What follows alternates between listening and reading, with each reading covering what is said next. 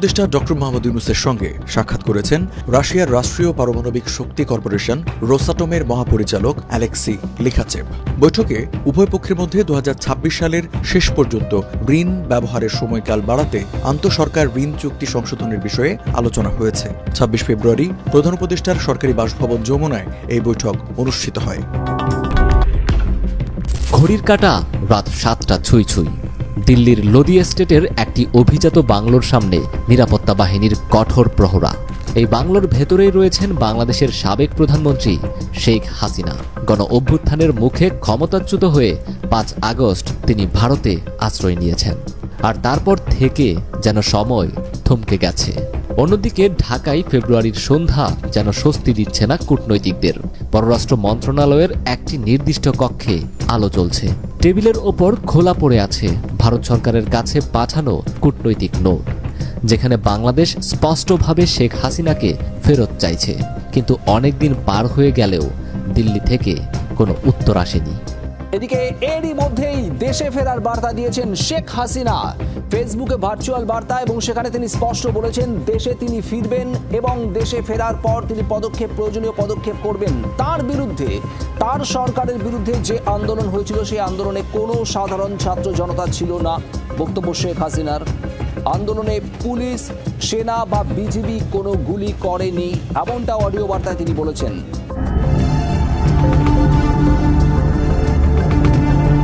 দেশের সুরক্ষা এবং অন্য দেশের বিরুদ্ধে যুদ্ধ ঘোষণার জন্য একটি দেশের সামরিক শক্তি সবচেয়ে বেশি গুরুত্ব বহন করে। এরই মধ্যে তৃতীয় বিশ্বযুদ্ধের দামামা বাজতে শুরু করেছে। বিশেষ করে ইউরোপের রাজনৈতিক সংকট, চীন তাইওয়ান দ্বন্দ্ব, মধ্যপ্রাচ্যে অস্থিরতা বিরাজ করছে। প্রতিটি দেশই সামরিক শক্তি প্রদর্শন করছে নিজেদের অবস্থান জানান দিতে। সেই আজ এসে পড়েছে এশিয়া সহ দক্ষিণ এশিয়ার দেশগুলোতেও। বিশ্বের বিভিন্ন দেশের সামরিক শক্তি পর্যবেক্ষণ করে প্রতি বছর একটি তালিকা প্রকাশ করে সামরিক শক্তি পর্যবেক্ষক প্রতিষ্ঠান গ্লোবাল ফায়ার পাওয়ার। 2025 সালে কোন কোন দেশ সামরিক শক্তির শীর্ষে অবস্থান করছে। পিলখানা হত্যাকাণ্ড দিবসের আলোচনায় দেশবাসীকে সতর্ক করে বক্তব্য দিয়েছিলেন সেনাপ্রধান। এরপর 27 ফেব্রুয়ারি সকালে রাজশাহী সেনানিবাসের প্যারেড গ্রাউন্ডে দেওয়া বক্তব্যে সেনা সদস্যদের সতর্ক থাকতে বললেন তিনি। কিন্তু কেন? বিস্তারিত জানাচ্ছেন এসআই রাজ। নিজেরা যদি কাদা ছোড়াছুড়ি করেন, মারামারি কাটাকাটি করেন, এই দেশ এবং জাতির স্বাধীনতা সার্বভৌমত্ব বিপন্ন হবে। আমি আজকে বলে দিলাম, নাইলে আপনারা বলবেন যে আমি আপনাদের সতর্ক করিনি। পরমাণবিক শক্তি বাংলাদেশে আসতেছে রাশিয়া থেকে ডক্টর ইউনূস ভারতের সাথে যুদ্ধ করার জন্য বিশাল শক্তিশালী অস্ত্র কিনেছেন। দর্শক, রীতিমতো আজকের এই ভিডিওটি দেখলে আপনি অবাক হয়ে যাবেন। বাংলাদেশকে রাশিয়া, চীন, পাকিস্তান, ভুটান সব জায়গা থেকে সহযোগিতা করছে। দর্শক শ্রোতা, এদিকে নরেন্দ্র মোদী গুম হারাম হতে যাচ্ছে। তার একটাই মাত্র কারণ হচ্ছে মাফিয়া সরকার খুনি হাসিনা। মাফিয়া সরকার ছিলেন খুনি হাসিনা, তার জন্যই আজকে ভারতের সবকিছু হারাতে যাচ্ছে। এদিকে বাংলাদেশের ডক্টর ইউনূস যুদ্ধের জন্য যা কিছু দরকার সবকিছু অ্যারেঞ্জ করছে। সবকিছু মিলিয়ে আজকের এই ভিডিওটি অত্যন্ত গুরুত্বপূর্ণ হতে যাচ্ছে। এবার বাংলাদেশের সেনাবাহিনী প্রস্তুত রয়েছে, যে কোনো সময় যুদ্ধ করতে রাজি আছেন, জীবন দিতে রাজি আছেন, এমনই মন্তব্য করেছেন সেনাপ্রধান। দর্শক, গুরুত্বপূর্ণ হতে যাচ্ছে আজকের এই ভিডিওটি। শেখ হাসিনাকে ভারতে রাখবে না, কোন শর্তে বাংলাদেশে পাঠাতে চায় শেখ হাসিনাকে? আর কেনই বা এতদিন পরে ভারতের জনগণ খেপে গেল? মাফিয়া সরকার খুনি শেখ হাসিনাকে আর ভারতে রাখা যাবে না। একমাত্র সেই শেখ হাসিনার জন্যই ভারতের সমস্ত ব্যবসা বাণিজ্য সবকিছু বন্ধ হয়ে যাচ্ছে। বিভিন্ন দেশ থেকে যে সহযোগিতা পেত নরেন্দ্র মোদী সবকিছু বন্ধ হয়ে যাচ্ছে একমাত্র খুনি হাসিনাকে জায়গা দেওয়ার কারণে। উনি শেখ হাসিনা আবারও ক্ষমতায় ফিরে পেতে চান। ক্ষমতায় ফিরে পাওয়ার জন্য যা কিছু দরকার তাই করছে ভারতে বসে শেখ হাসিনা। বাংলাদেশকে ধ্বংস করার প্ল্যান করছে ভারতে বসে। সবকিছু মিলিয়ে আজকের এই ভিডিওটি অত্যন্ত গুরুত্বপূর্ণ।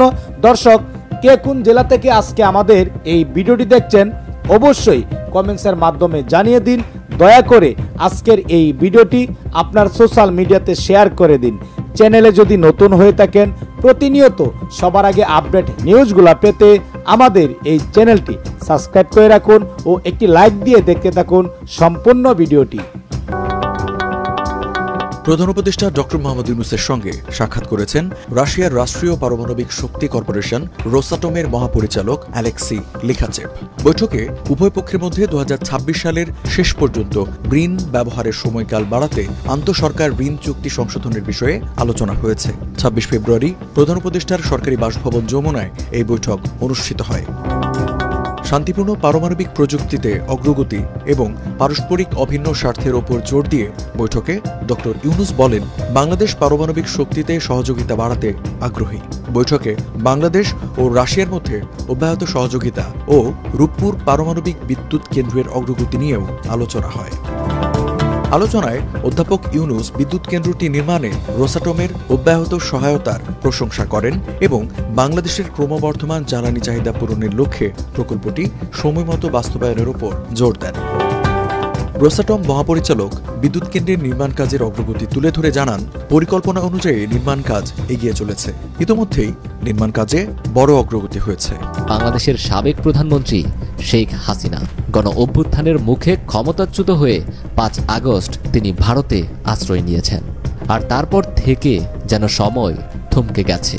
অন্যদিকে ঢাকায় ফেব্রুয়ারির সন্ধ্যা যেন স্বস্তি দিচ্ছে না কূটনৈতিকদের।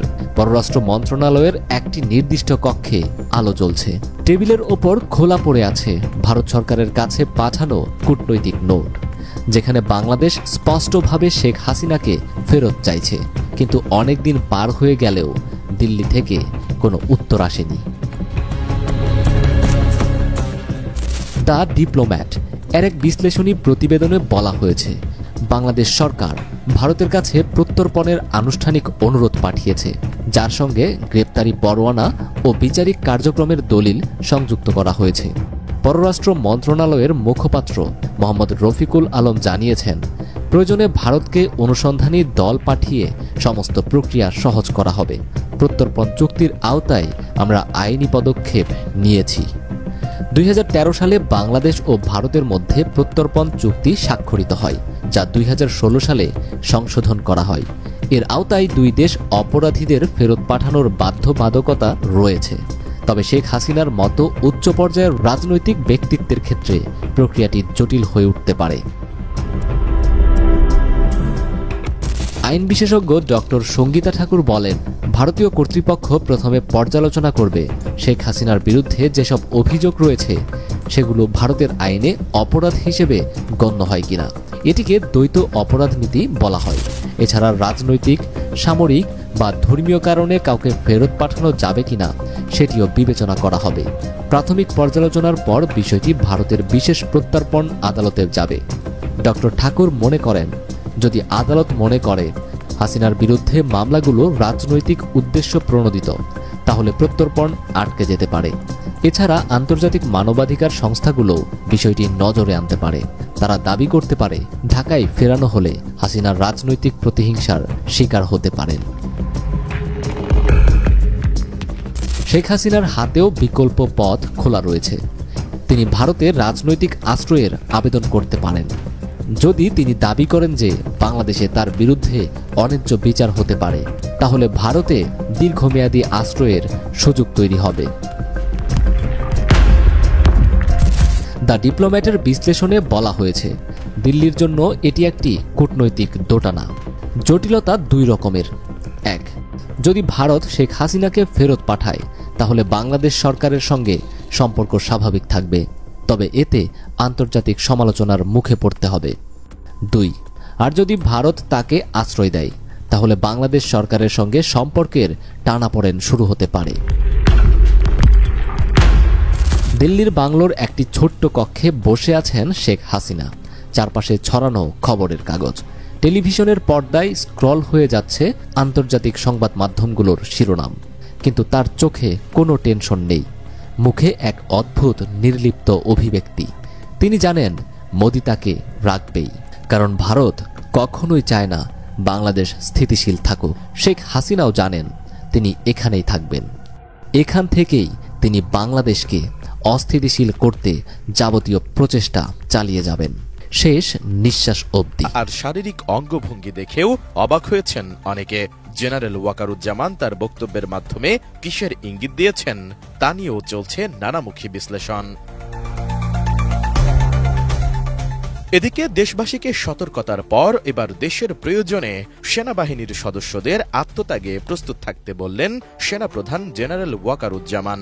সেই সাথে দেশের স্বাধীনতা ও সার্বভৌমত্ব রক্ষায় সর্বোচ্চ দায়িত্ব পালনে প্রস্তুত থাকতে হবে বলেও জানান তিনি। 27 ফেব্রুয়ারি সকালে রাজশাহী সেনানিবাসের প্যারেড গ্রাউন্ডে বাংলাদেশ ইনফ্যান্ট্রি রেজিমেন্টাল সেন্টারে 7ম কর্নেল অব দ্য রেজিমেন্ট এর অভিষেক অনুষ্ঠানে এসব কথা বলেন সেনাপ্রধান। এর মধ্য দিয়ে তিনি বাংলাদেশ ইনফ্যান্ট্রি রেজিমেন্টাল সেন্টারের অভিভাবকত্ব গ্রহণ করলেন। এ সময় জেনারেল ওয়াকারুজ্জামান বলেন, ইনফ্যান্ট্রি রেজিমেন্ট 1971-এর পর থেকেই দায়িত্বশীলতার সঙ্গে তাদের দায়িত্ব পালন করে যাচ্ছে। আগামীতে এই রেজিমেন্টকে আরও আধুনিক ও সক্ষম করে গড়ে তোলা হবে।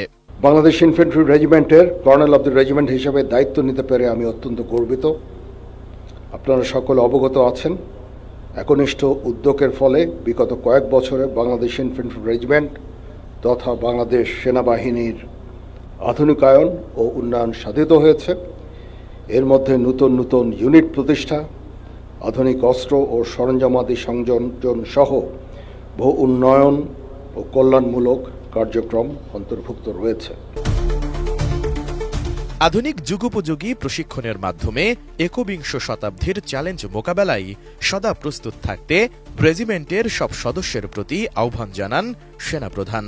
তিনি বলেন, দেশের প্রয়োজনে আত্মত্যাগ করতেও প্রস্তুত থাকতে হবে। এই রেজিমেন্টের প্রতিটি সদস্য দেশের যে কোনো প্রয়োজনে স্বতঃস্ফূর্তভাবে দায়িত্ব পালন করবে এবং প্রয়োজনে নিজেদের জীবন উৎসর্গ করতে প্রস্তুত থাকবে। অনুষ্ঠানে উপস্থিত ছিলেন সেনা সদর, বাংলাদেশ ইনফ্যান্ট্রি রেজিমেন্টের ঊর্ধ্বতন কর্মকর্তারা সহ আরও অনেকে। এর আগে রাজশাহী সেনানিবাসের প্যারেড গ্রাউন্ডে সেনাপ্রধান পৌঁছালে তাকে প্রচলিত সামরিক রীতি অনুযায়ী আনুষ্ঠানিকভাবে অভিবাদন জানানো হয়। এরপর সেনাবাহিনীর প্রধানকে কর্নেল র্যাঙ্ক ব্যাচ পরিয়ে দেওয়া হয়। সুপ্রিয় দর্শক শ্রোতা ও আমার কলিজার ভাই ও বোনেরা, আপনারা সেই ভিডিওটি দেখতে পারলেন। সেই ভিডিওটি দেখার পর যদি আপনার মনে কোনো মন্তব্য থাকে অবশ্যই কমেন্টসের মাধ্যমে জানিয়ে দিন। দয়া করে আজকের এই ভিডিওটি আপনারা সোশ্যাল মিডিয়াতে শেয়ার করে দিন। সবাই ভালো থাকুন, সুস্থ থাকুন। দেখা হবে আবারও পরবর্তী নতুন একটি আপডেট নিউজ নিয়ে। আল্লাহ হাফেজ। বাংলাদেশ জিন্দাবাদ।